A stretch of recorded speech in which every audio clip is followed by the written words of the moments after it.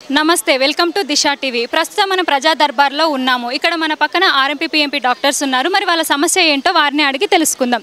చెప్పండి సార్, మీ పేరేంటి, మీరు ఎక్కడి నుంచి వస్తున్నారు, మీ సమస్య ఏంటి? నా పేరు రాపోలు రామస్వామి. నేను మేడిపల్లి అదే మల్కాజ్గిరి మేడిపల్లి మండలం నుంచి వస్తున్నాను. నేను ఆర్ఎంపీ పిఎంపీ వెల్ఫేర్ అసోసియేషన్ తరఫున రావడం జరిగింది. అయితే మేము 40 సంవత్సరాల నుండి వైద్యం చేస్తున్నాము. ఊళ్ళల్లో కూడా మా ఆర్ఎంపీ ప్రతినిధులు, మా డాక్టర్లు ఊళ్ళల్లో ఇక్కడ బస్తీలలో కూడా పేదలకు నిత్యం అందుబాటులో ఉండి సరసమైన ధరలకు వైద్యం చేస్తున్నారు. అయితే ప్రస్తుతము ఏంటి టీఎస్ఎంసీ అని తెలంగాణ స్టేట్ మెడికల్ కౌన్సిల్ అని ఎంబీబీఎస్ డాక్టర్ల ఆధ్వర్యంలో ఏర్పడ్డ సంస్థ మాపై దాడులు చేస్తూ మమ్మలను వైద్యం చేయొద్దు అని దాడులు చేస్తున్నారు. అంటే మీ మీద దాడులు ఎందుకు చేస్తున్నారు? మీ వైద్యం ఎందుకు చేయనివ్వట్లేదు మరి వాళ్ళు?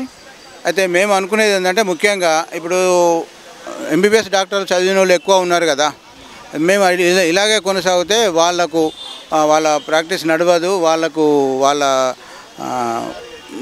వృత్తి కోసము. అంటే వాళ్ళు ఎంబీబీఎస్ చేస్తే ఏంటండి, మరి మీ పరిస్థితి ఏంటి? ఇప్పుడు దాని గురించే కదా మేము ముఖ్యమంత్రి దగ్గరికి మీ ద్వారా మేము తెలియజేసేది ఏంటంటే, మేము 45 సంవత్సరాల నుంచి చేస్తున్నాము, ప్రస్తుతం బంద్ చేసి మేము ఏం చేయాలి అనేది ఇప్పుడు ఇక్కడ క్వశ్చన్. కాబట్టి మా ప్రాక్టీసు నడిచే విధంగా, అంటే మేము కొనసాగే విధంగా చర్యలు తీసుకోవాలని ముఖ్యమంత్రి గారిని కోరుతున్నాము. అంటే మీపై ఏ విధంగా దాడులు చేస్తున్నారు? మీరు ఫేక్ డాక్టర్లు, మీకు అర్హత లేదు, మీరు బంద్ చేసుకోండి అంటే మరి వాళ్ళు మిమ్మల్ని ఫేక్ డాక్టర్స్ అన్నప్పుడు మీరు మీ ప్రూఫ్ ఉంటుంది కదా అండి, మీరు అవి చూపించవచ్చు కదా. అదే ఫేక్ అంటే ఇప్పుడు ఆర్ఎంపీ డాక్టర్లకు ఎలాంటి గవర్నమెంట్ ఇచ్చే సర్టిఫికేట్స్ ఏమి ఉండవు, అనుభవంగా చేసే వైద్యమే ఇది. మరి అలా అనుకున్నప్పుడు మేము 45 ఏళ్ళ నుండి చేస్తున్నాము, 45 సంవత్సరాల నుండి లేని ఫేక్ ఇప్పుడెక్కడిది? మరి అప్పుడే ఫేక్ డాక్టర్లని అందరినీ బంద్ చేస్తే ఇవాళ ఎవరు ఉండేవాళ్ళు కాదు కదా. మరి ఇప్పుడు ఫేక్ డాక్టర్లని దాడులు చేసి మేమేం కావాలి? 40 సంవత్సరాల నుంచి లేనిది ఇప్పుడు ఫేక్ ఎట్లయితారు? అదే మా క్వశ్చన్.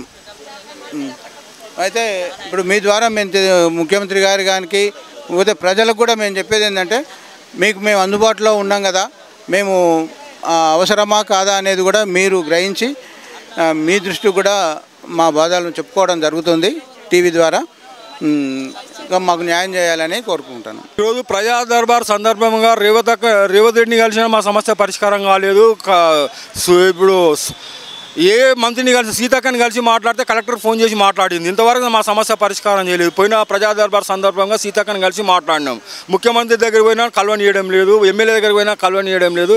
మాకు 5 ఎకరాల పొలం ఉన్నది, ఆ సబ్సిడీ మీద ట్రాక్టర్ ఇస్తే వ్యవసాయం చేసుకుందాం. లైసెన్స్ కూడా లేదు, లైసెన్స్ ఇప్పించడం కూడా వీళ్ళ కామన్ సెన్స్ లేదు, సిస్టమేటిక్ లేదు. ఈరోజు ఎవరిని కలవాలి, ఏం చేయాలనేది ఈరోజు ప్రజా దర్బార్ సందర్భంగా ప్రజా దర్బార్ రావడం వల్ల ఏ మంత్రి అందుబాటులో లేడు, ఏ మంత్రిని కలిసినా మా సమస్యలు పరిష్కారం చేసే పరిస్థితులు. ప్రజలకు ఆత్మహత్యలే పరిష్కార మార్గం, ప్రజల సమస్యలకు పరిష్కార మార్గం ఈరోజు మీడియా ద్వారా తెలియపడుతున్నది ఏమనగా అంటే, రేవంత్ రెడ్డి ఏ విధంగా అనుకుంటుండే, కేసీఆర్ హీరో జీరో ఏ విధంగా అయిపోయిండో రేపు రేవంత్ రెడ్డి కూడా జీరో కాక తప్పడు. ఈరోజు అసెంబ్లీ ఏ విధంగా కుప్పకూలిపోయిందో రేవంత్ రెడ్డి ప్రభుత్వం కూడా ఆ విధంగానే కుప్పకూలిపోతుంది, కేసీఆర్ ప్రభుత్వం కూడా ఆ విధంగానే కుప్పకూలిపోయింది. ఈరోజు శనేశ్వరం ప్రాజెక్టు, కాళేశ్వరం ప్రాజెక్టు లక్షల కోట్లు జనాల సొమ్ము తింటున్నారు తప్ప కానీ ఈరోజు వారసత్వం మానవత్వం లేని రాజకీయం అయిపోయింది. ఈరోజు ఎన్నికలలో ఓడిపోవడం గెలవడం సహజమే.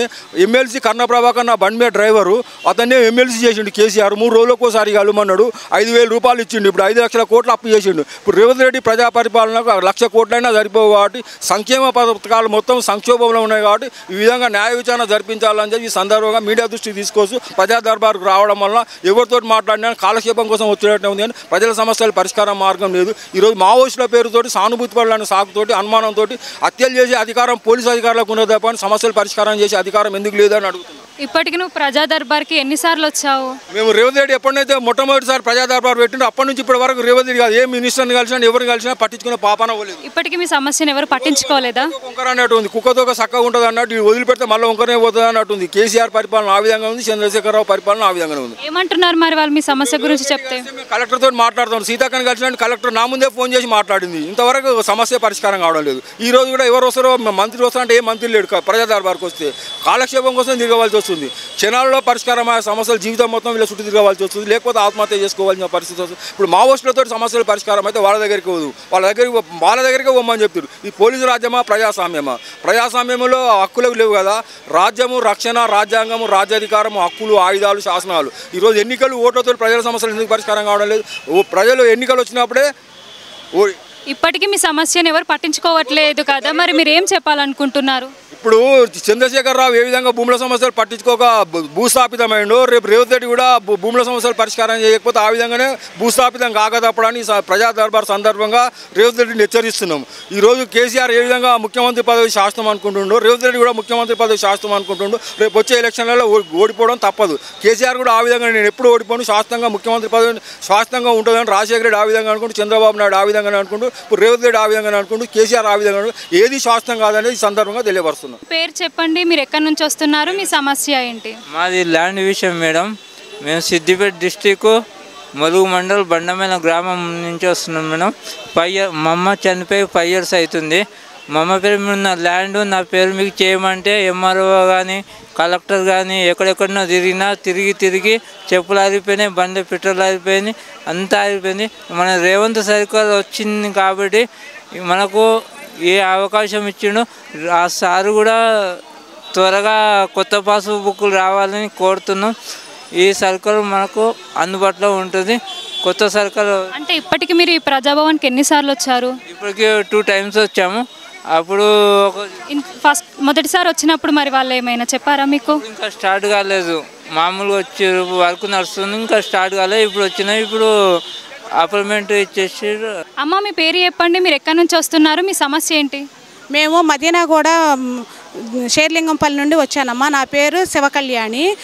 మా ఇంటి ఎదురుగా ఒక అపార్ట్మెంట్ అతను నాలా జరిపాడు. మా ఇంటి పక్కన ఒక నాలా ఉంది, దాన్ని స్ట్రైట్గా పోనీయకుండా అపార్ట్మెంట్ ఆయన BHL మానస ఎగ్జిక్యూటివ్ అనే అతను 7 సంవత్సరాల నాడు జరిపాడు. నాలా జరిపి పర్మిషన్ తెచ్చుకున్నాడు.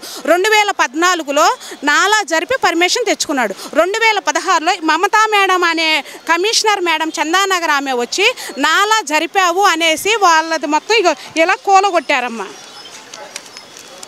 ఇలా కూలగొట్టారు వాళ్ళు, ప్లస్ ఆ ఫ్లోరింగ్ అంతా కూలగొట్టారు. అయితే ఆ రోజు ఎమ్మెల్యే గారు కూడా ఉన్నారు, అట్లాగే కార్పొరేటర్ కూడా ఉన్నారు. అయితే ఇప్పుడు అదే కరెక్ట్ అంటున్నారు. మేము GHMC ఆఫీస్, హెడ్ ఆఫీసుకి, హైకోర్టుకి, జోనల్ ఆఫీస్కి, చందానగర్ నేను 7 సంవత్సరాల నుండి తిరుగుతూ ఉన్నాను. అయితే ఇప్పుడు మా ఇంటి ఎదురుగా BHL మానస ఎగ్జిక్యూటివ్ వాళ్ళు చూపించిన కలవట్లు పర్మిషన్ కాపీలో ఈస్ట్ సైడ్, వెస్ట్ సైడ్ అని 2 కలవట్లు చూపించాడంట. మీరు 7 సంవత్సరాల నుంచి తిరుగుతున్నారు కదా, మరి ఎవరు మీ సమస్యను పట్టించుకోలేదా?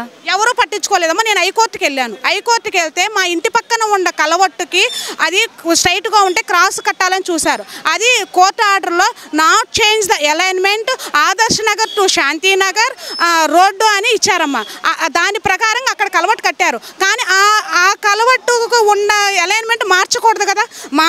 ఇప్పుడు మార్చేసి ఆ నాలా జరిపారు కదా, ఆ అలైన్మెంట్ మార్చి ఇప్పుడు అక్కడ కలవట్టు కట్టాలంటున్నారు. దాని పర్మిషన్ GHMC వాళ్ళు ఇవ్వలేదు.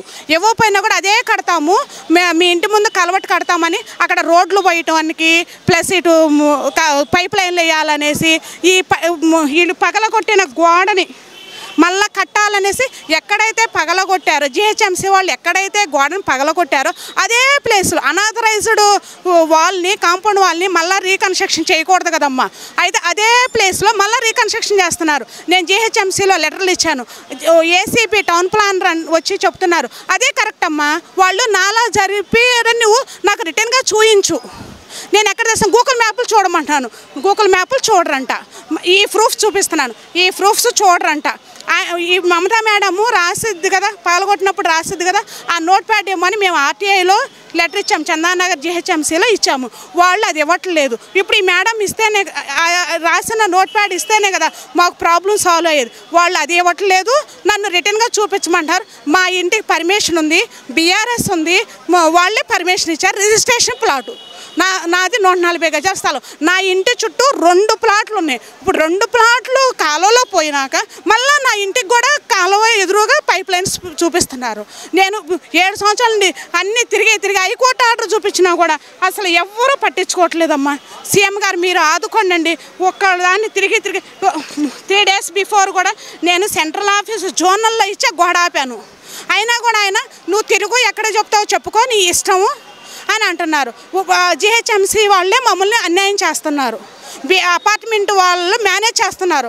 అందువల్ల మమ్మల్ని జిహెచ్ఎంసీ వాళ్ళు అన్యాయం చేస్తున్నారు. అది దయచేసి సీఎం గారు మీ దగ్గర చేర్చాము, మీ అన్ని లెటర్లు ఇచ్చాము. మీరు అది చూసి మీరు అక్కడ వచ్చి సైట్ విజిట్ చేసి దయచేసి మాకు న్యాయం చేయండి. అంతా న్యాయం ఉండి కూడా మేము రోడ్డు మీద పడిపోయామండి. అన్యాయం వాళ్ళు ఇళ్లల్లో ఉండి ఫోన్లు చేసి మమ్మల్ని ఇబ్బంది పెడుతున్నారు.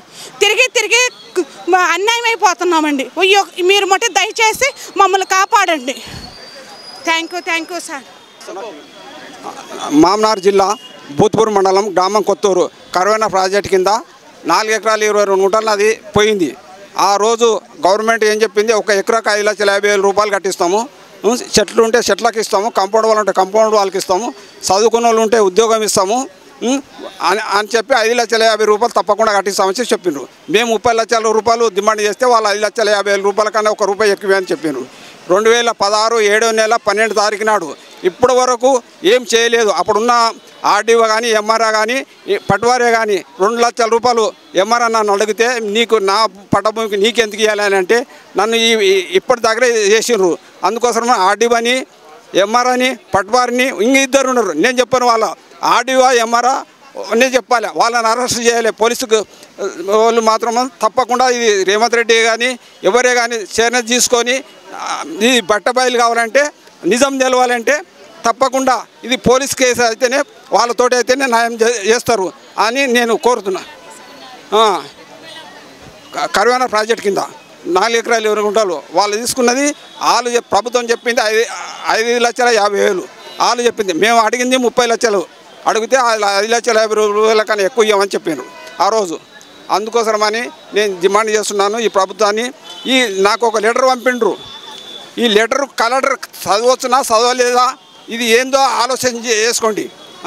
ఇందులో ఏం రాసినా మీరు కూడా కొంచెం, ఎందుకంటే చదువు ఇది పేపర్ చదివితే మీకు అర్థమవుతుంది. కలెక్టర్కు ఆయన కలెక్టరా చదువుకున్నాడా చదువుకోలేడా నాకు అర్థం కాలేదు. అందుకోసం అని చెప్తున్నాను. ఆడిపోయినా కానీ కలెక్టరే కానీ ఎంఆర్ఐనా కానీ ఎవరన్నా కానీ నాకు లేకపోతే మీ కట్ట మీరు చేసేసుకోండి. ఇవాళ లేకపోతే 30 లక్షల రూపాయలు ఇవాళ మాత్రం ఇవాళ ఉన్న రేటు కట్టాలి. నాకు అప్పుడు ఉన్న రేటు మాత్రం కట్టిస్తే నేను తీసుకోను. నాకు అక్కలు లేదంటే మాకు సాగు చేసేయండి, అట్లా అయినా పర్వాలేదు. లేకపోతే మీరు సాగు చేయన ఎట్లా చేసినా చేస్తా అంటే మా 7గురిని చంపేసేయండి, కాల్చిపారేయండి. ఆర్డీఓని ఎంఆర్ఓని పట్వారిని అరెస్ట్ చేస్తే వాళ్ళే చెప్తారు ఎవరు ఏం చేయించింది ఏం కథ. అందుకోసం నేను ఇన్ని మాటలు 300 సార్లు కలెక్టర్ ఆఫీస్కి పోయినా మామనారు. ఇక్కడ నీవు రాకముందు 2 సార్లు వచ్చిన. నన్ను పంజగుట్ట పోలీస్ స్టేషన్లో చంద్రశేఖరరావు ఉన్నప్పుడు నన్ను తీసుకుపోయి పోలీస్ గేట్ ఇట్లా అక్కడ నా దారి అడిగితే నన్ను 2011 1 తారీఖు నాడు 31 తారీఖు నాడు నన్ను తీసుకుపోయి పోలీస్ స్టేషన్లో పెట్టిండ్రు దారి అడిగితే.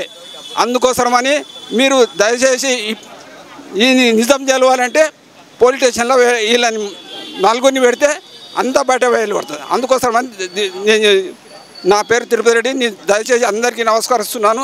చేయలేదు. చెప్పండి, మీరు ఎక్కడి నుంచి వస్తున్నారు, మీ సమస్య ఏంటి?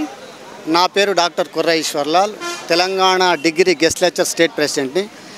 తెలంగాణ రాష్ట్రం ఏర్పడిన తర్వాత నుంచి ఎన్నో సమస్యలు అనుభవిస్తున్నాము. గత ప్రభుత్వంలో సమస్యలకు ఈ ప్రభుత్వంలో దొరుకుతుందని ప్రజావాణిలో మొదటి రోజు నుండి మేము ఇక్కడికి తిరగడం జరుగుతుంది. ఇప్పటి వరకు 31 రిప్రజెంటేషన్లు ఇవ్వడం జరిగింది. ఆ రిప్రజెంటేషన్లో మావి ప్రధానంగా 2 డిమాండ్లు. ఒకటి ఆటో రెన్యువల్, తర్వాత కాంగ్రెస్ పార్టీ మేనిఫెస్టోలో పెట్టినటువంటి కన్సాలిడేట్ పేను ఇంప్లిమెంట్ చేయమని చెప్పేసి ఇప్పటివరకు రిప్రజెంటేషన్లు ఇవ్వడం జరిగింది. తెలంగాణ రాష్ట్రంలో కొత్త ప్రభుత్వంలో ఉన్నటువంటి ఎమ్మెల్యేలందరికీ మంత్రులందరికీ ప్రభుత్వ సలహాదారులకు తర్వాత ఎమ్మెల్సీలు అందరికీ కూడా మా రిప్రజెంటేషన్ వెళ్ళడం అందరూ పాజిటివ్గానే స్పందిస్తున్నారు. కానీ ఇప్పటి వరకు మా సమస్య ఎక్కడేసిన గొంగడి అక్కడే ఉంది. రేపటి నుండి డిగ్రీ కళాశాలలు స్టార్ట్ అవుతున్నవి. ఇక్కడ డిగ్రీ కళాశాలలో రెగ్యులరు కాంట్రాక్ట్ వాళ్ళు 1600 మంది ఉంటే దాంతోపాటుగా 1600 మంది అయినటువంటి గెస్ట్ లెక్చర్ సర్వీస్ను రేపటి నుంచి తీసుకోవడం లేదు. కాబట్టి మాకు రేపటి నుంచి తీసుకుంటే వాళ్ళతో పాటుగా స్టూడెంట్స్కు బెనిఫిట్ అవుతుంది, మాకు కూడా బెనిఫిట్ అవుతుంది, ఫ్యామిలీకి సపోర్ట్గా ఉంటామని చెప్పేసి తెలియజేస్తున్నాం.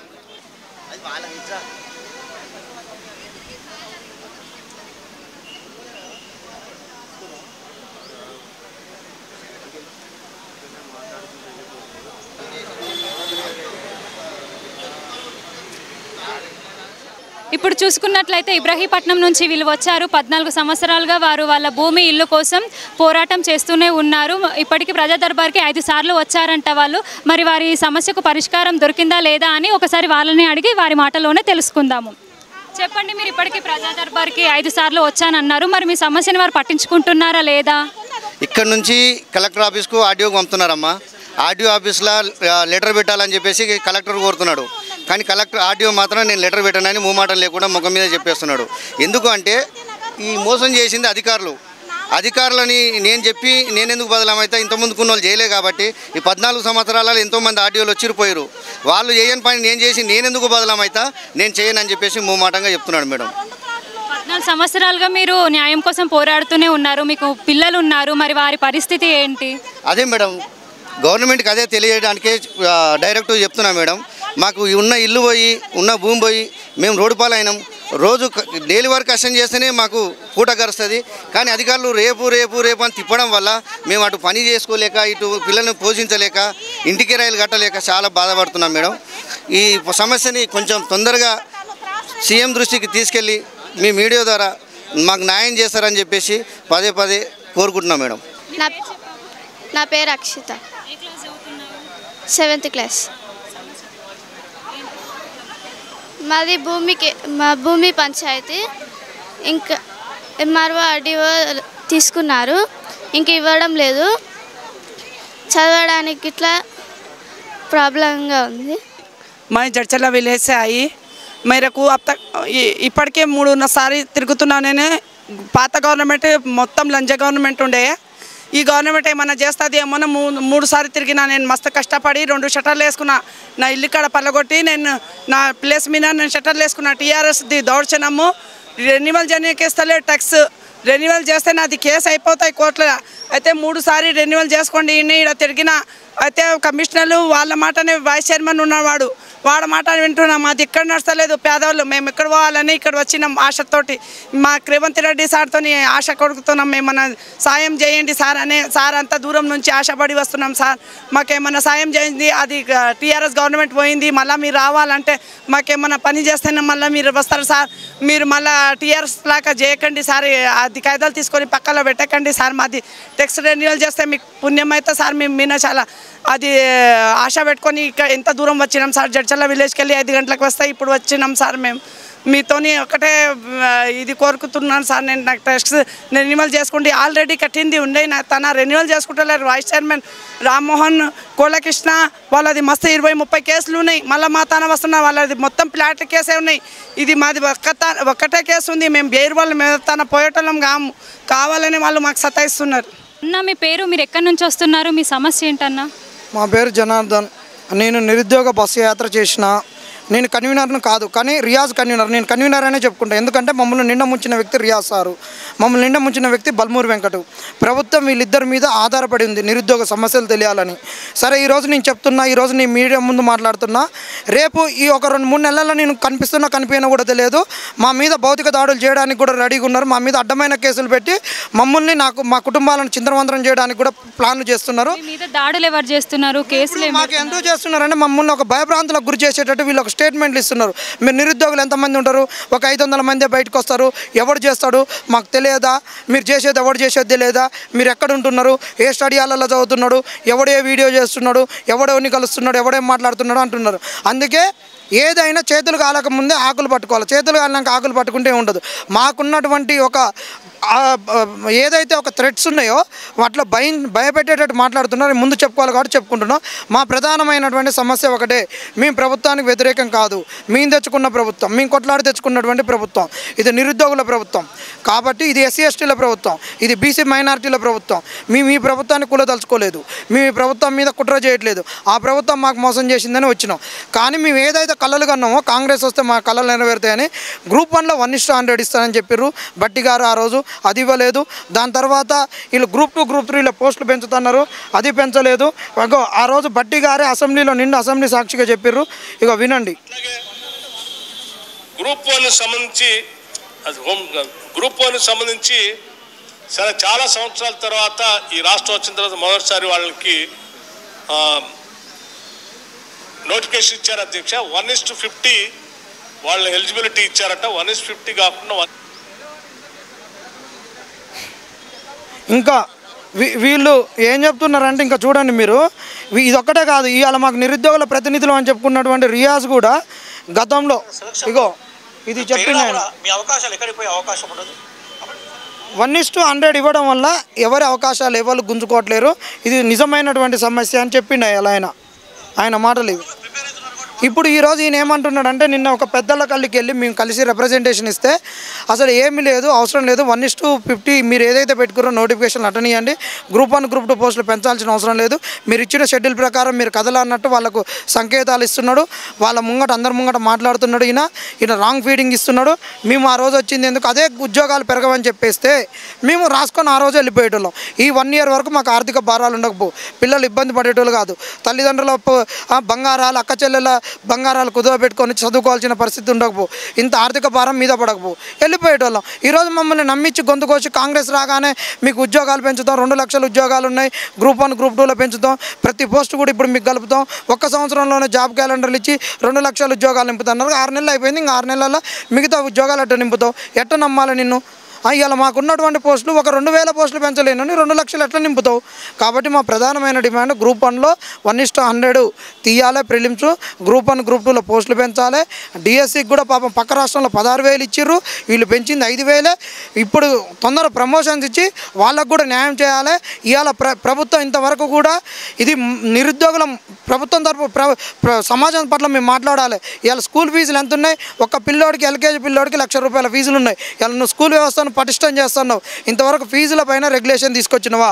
కాబట్టి ఇవాళ చిన్న కుటుంబాలకు, ఒక బడుగు బలైన వర్గాల కుటుంబాలకు, ఒక ఆర్థికంగా లేమి ఉన్నటువంటి కుటుంబాలకు ఇలా విద్య అనేటువంటి భారంగా ఉన్నది. ఆ విద్య మంచిగా ఉండాలంటే గవర్నమెంట్ స్కూళ్ళలో టీచర్స్ ఉండాలి. కాబట్టి నువ్వు ప్రమోషన్స్ ఇచ్చి ఉన్న వేకెన్సీస్ ఎన్ని రైజ్ అయితే అన్నిటిని ఇప్పుడు ఇమ్మీడియట్గా ఈ నోటిఫికేషన్కి యాడ్ చేయాలి. కొద్దిగా వాళ్ళకు కూడా చదువుకున్న వెసులుబాటు ఇవ్వాలి. గ్రూప్ 1 గ్రూప్ 2 పోస్టులు పెంచి ఈ 2 కామన్ సిలబస్కి ఉన్నటువంటిది డిసెంబర్లో ఎగ్జామ్స్ పెట్టాలి. గ్రూప్ 1లో 1:100 తీసేసి అక్టోబర్లో ఎగ్జామ్ పెట్టాలి. గ్రూప్ 1 అక్టోబర్, గ్రూప్ 2 గ్రూప్ 3 డిసెంబర్లో పెట్టేసేయాలి. డిఎస్సి వాళ్ళకు కూడా చదువుకునే అవకాశం ఇచ్చేసి ఈ సంవత్సరంలో ఈ 10 సంవత్సరాలకు ఎవరైతే నష్టపోయారో ఆ కాలాన్ని మీరు తిరిగియలేరు. ఇప్పుడు ఏజ్ అయిపోతే నువ్వు 50 ఏళ్ళు పెడతావు, ఇప్పుడు 44 ఏళ్ళు ఉన్నాయి కదా, చాలా మందికి ఇచ్చినావు కదా. కాబట్టి దయచేసి చెప్తున్నాం, ఇది ఖచ్చితంగా ఇది సామాజిక అంశాలతో కూడా ముడిపడి ఉన్నటువంటి అంశము. మీరు ఎవడు బయటికి రావట్లేరు అనుకోవచ్చు, బయటికి రాకుండా చేసినటువంటి దగులు బాచీలు మీరే. మా ప్రభుత్వము నిరుద్యోగుల ప్రభుత్వము, మీరు బయటికి రావద్దు, మీరు చదువుకోరి, అన్నీ మేము చేస్తామంటారు. రిప్రజెంటేషన్ ఇవ్వడానికి పోతే ఇచ్చారు కదా, నేను సీఎం దృష్టికి తీసుకుపోతా, సీఎం నోటీస్లో ఉందంటారు. వీటికి రాగానే టీఎస్పీఎస్సీ చేయాల్సిన పని చేస్తారు, హాల్ టికెట్లు పెట్టేస్తారు, ఇమీడియట్గా ఏముంది ఎగ్జామ్ కండక్ట్ చేపిస్తారు. వీళ్ళంతా మోసం చేస్తున్నారు. కాబట్టి ఇక అందుకనే ఇంకా నిరుద్యోగులను వీటిలో మోసం చేయడం వల్ల మా ప్రభుత్వం అనుకొని ఉన్నారు కాబట్టి కొద్దిగా బయటికి రావడానికి లేట్ అవుతుంది. ఇక బయటకు వస్తారు, రేపు చలో సెక్రటరియట్కు ముట్టడిస్తాము, సెక్రటరియట్కి వచ్చి మా గోడు చెప్పుకుంటాం. నీ ప్రభుత్వం ఇంకో వేరే పార్టీలు చేసినట్టు గత ప్రభుత్వం పైన చేసినట్టు ఇంకా చేయట్లేం, ఎందుకంటే ఇది మా ప్రభుత్వాన్ని ఇంకా ఉన్నాం. కానీ మా ప్రభుత్వం మమ్మల్ని మోసం చేస్తుందని మీకు గట్టిగా చెప్పడానికి, మేము మోసపోయినామని చెప్పడానికి, నీ దగ్గరకు విషయాలు చేరట్లేవని చెప్పడానికి చలో సెక్రటరియట్కి వస్తున్నాం. మీ అడుగులు మా మాకు దూరంగా పడుతున్నాయి కాబట్టి మేమే మీ వైపు అడుగులు వేస్తున్నాం సెక్రటరియట్కు. కాబట్టి నిరుద్యోగులారా రేపు అందరు చలో సెక్రటరియట్కి రావాలి. మనం శాంతియుతంగా మన సమస్యలు మన ముఖ్యమంత్రికి మన అన్నకు రేవంత్ అన్నకు చెప్పుకుందాం. వాళ్ళు ఏదైతే నమ్ముకొని మన మధ్యలో వారధులను పెట్టిర్రో వాళ్ళు మనల్ని మోసం చేసిర్రు. ఈ కాంగ్రెస్ మోసం చేసిందని నమ్మడానికి అలాంటి భూమిక ఏర్పరిచింది వాళ్ళే. కాబట్టి ఇప్పుడు జరిగిన పరిణామాలన్నిటిని చూస్తే కాంగ్రెస్ మోసం చేసిందని మేము చెప్తున్నాం. మేము ఇక్కడే అశోక్ నగర్లోనే మేము చదువుకుంటున్నాము. అంటే నిరుద్యోగుల సమస్య ఏదైతే ఉందో గ్రూప్ 2 గ్రూప్ 3 పోస్టులు పెంచాలి అని చెప్పేసి మేమందరం ఆస్పిరెంట్స్ చదువుకుంటున్నాము మేడం. సో ఇప్పుడు ఏంటిదంటే చాలాసార్లు మేము ప్రజావాణికి ఒక 2 టైమ్స్ అయితే వచ్చాము. బట్ ఏంటిదంటే స్పందన లేదు, గవర్నమెంట్ కూడా ఆలోచించట్లేదు. అట్లీస్ట్ డిఎస్సిలో పెంచారు అండ్ గ్రూప్ 1లో కూడా పోస్టులు పెంచే కదా ఎగ్జామ్ నిర్వహించారు. కాబట్టి కనీసం ఆలోచించి మాకు పోస్టులు పెంచి ఎగ్జామ్ పెట్టమని అడుగుతున్నాము. కనీసం ఇప్పటి వరకు ప్రభుత్వం నుంచి ఎలాంటి స్పందన అనేది లేదు. విజయలక్ష్మి అండి, పి విజయలక్ష్మి. మేము మాంకాల్ 2లో మాకు ఇల్లు అలౌట్ చేస్తారు. మాకు ఇప్పటి వరకు ఇంకా ఏమి ఇవ్వలేదు. పట్టాలు ఇచ్చారు కానీ కీస్ ఇవ్వలేదు, అసలు ఏమీ ఇవ్వలేదు. అయితే మన 9 నెలలు మాకు ఇచ్చి ఇల్లు, ఇప్పటి వరకు మాకేం లేదు. ఎక్కడికి పోయినా కూడా మీరు ఆ ఆఫీస్కి వెళ్ళండి, ఇక్కడే ఆఫీస్కి వెళ్ళండి, ఇక్కడికి వెళ్ళండి అని అంటున్నారు. మేము అన్ని చోట్లలో తిరిగాం. లాస్ట్కి వస్తే ఇక్కడ రేవంత్ రెడ్డి దగ్గరికి వచ్చి ఇవాళ అప్లై చేస్తాం. మరి మాకు ఎప్పుడు ఇస్తారు ఏంటి, అసలు డబుల్ బెడ్రూమ్ది ఎప్పుడు ఇస్తారు ఏంటి? ఇన్ని రోజులను తిరుగుతున్నాం. ప్రతి ఒక్క చోట తిరగని చోట అంటూ లేదు, ప్రతి ఒక్క చోట తిరుగుతున్నాం మేము. మరి మాకు ఎప్పుడు అలౌట్ చేస్తారు, ఎప్పుడు ఇస్తారు? అన్ని రాంపల్లి అటంతా ఇస్తున్నారు, మరి మా ఒక్కడికి ఎందుకు ఇవ్వట్లేదు? ఎవరిని అడగాలి? అవును, పిటిషన్ పెట్టాం. వాళ్ళు అన్నారు వస్తుంది అంటున్నారు కానీ ఇప్పటివరకు ఎవరు ఏం చేయలేదు. ప్రతి ఒక్క ఆఫీసులలో తిరగమంటున్నారు, అక్కడ తిరుగుతున్నాం, ఇక్కడ తిరుగుతున్నాం, ప్రతి చోట ఎవరు ఎక్కడ తిరగమంటే అక్కడ తిరుగుతున్నాం. ఎవరు ఏం సమాధానం చెప్పట్లేదు. మరి మేము ఎవరిని అడగాలి, ఎప్పుడు అడగాలి, ఎట్లా అడగాలి, ఎక్కడ అడగాలి, ఎవరిని అడగాలి? ఇచ్చాం మేము, మాకు ఇల్లు అలౌట్ చేశారు. మొత్తం మాకు కీస్ ఇవ్వండి, మాకు ఇచ్చేయండి. రాంపల్లి అటంతా ఇచ్చారు, మరి మాకెందుకు ఇవ్వలేదు? మాకు చేయాలి అది. अस्सलाम वालेकुम भाई, मंकाल कमेटी प्रेसिडेंट सैयद इब्राहिम बोल रहा हूँ भाई। 2 सितंबर को 2023 को हमारे को पट्टा रजिस्टर करे थे। 9 महीने 12 दिन हो रहा, अब तक कुछ भी अलॉटमेंट नहीं है। कुल्लूर में रामपल्ली में हम लोग फर्स्ट फेज के हैं, वो लोग को अलॉटमेंट मिल जा रहा, हमारे को अलॉटमेंट नहीं हुआ। कमेटी के 12-15 जने मिलकर कमेटी लेके चल रही, पब्लिक के साथ हमारा भी काम है। बोलने का मतलब ये है कि रेवंत रेड्डी साहब से अदबन गुजारिश है, तकरीबन मीडिया में हम लोग अभी बोले भी अलॉटमेंट कर दो बोल के। पहले तहसीलदार ऑफिस गए, एक्नॉलेजमेंट लेके आए, उसके बाद कलेक्टर ऑफिस गए, एक्नॉलेजमेंट लेके आए, जीएचएमसी डिपार्टमेंट गए, एक्नॉलेजमेंट लेके आए। चौतरफ फिर रहे हैं मैडम, यही बोल रहे हैं कि हमारे को काम हो जाएगा। पहले एमएलए इलेक्शन में बोले कि एमपी इलेक्शन में होगा, अब एमपी इलेक्शन के बाद आओ बोले अभी भी कुछ भी काम नहीं हो रहा मैडम। चौतरफ अलॉटमेंट हो जा रहा मैडम, हमारे पास अलॉटमेंट क्यों नहीं हो रहा? हम फर्स्ट फेज के हैं मैडम, हमारा अलॉटमेंट कम होगा, इसके जिम्मेदार कौन है? रेवंत रेड्डी साहब के पास आए, पूरे जगह फिर लिए हम, अब आखिरी उम्मीद और तवक्को रख के रेवंत रेड्डी साहब के हाथ में हमारे को अलॉटमेंट करना।